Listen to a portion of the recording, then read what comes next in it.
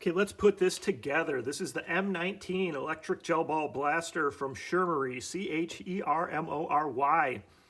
Let's get it together and ready to go. So, first off, let's start with a tip. Let's choose what we're gonna go with, either this kind of extended muzzle or the regular. We're gonna go with the regular on this one. They both connect the same way. If you can see how they have these little wings or whatever you wanna call them. And those are just gonna line up with the barrel. So you're just going to put them in, and then you just turn it, and then it's locked in. You're good to go. Just turn it back the other way if you want to take it out. So we've got that ready. Now let's put the battery in. We're going to put the battery in before we put the laser on the rail, just because it makes it easier to access it. So we're just going to turn here. This opens up your little battery door, and here's your plug for your battery. So we charge the battery. I guess it takes about 1 to 2 hours to charge.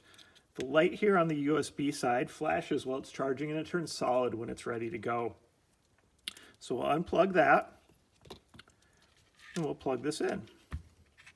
And the plugs are made to only go in one direction, and this is a very common plug in the gel blaster world. So if you've used any others, you'll be familiar with that.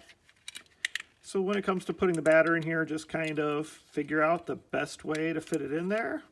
This one fits in pretty good. Some of the battery compartments are super tight, so that's not too bad. That's good. Fits in there nicely. We're good to go. I always like to test it out. That's good. Now we'll turn the switch right here, which, like I said, also works as a safety.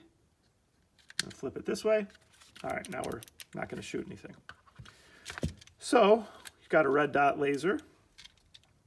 Pull that tab, and then the laser works. Okay. To slide it on, just loosen this up. That's going to allow that to pop out a little bit. We can slide it right on the rail. And then tighten it down. All right. There you go. Your laser's installed and ready to go. Now it's time for the grenade hopper, or the gel ball hopper. When it comes to gel beads, soak these for 4 to 6 hours. I typically just do it overnight to keep it easy. Use plenty of water. Make sure you got a big enough container. You can always drain off excess water. These are 7 to 8 millimeter gel beads. They're not gonna get any bigger than that no matter what. So it doesn't matter if you use too much water, you just drain it off, but that way you'll ensure you get them to the right size. I already had some ready, and typically I like to just put them in these little Tupperware containers because I have lots of them left over. And they will last very long in an airtight container.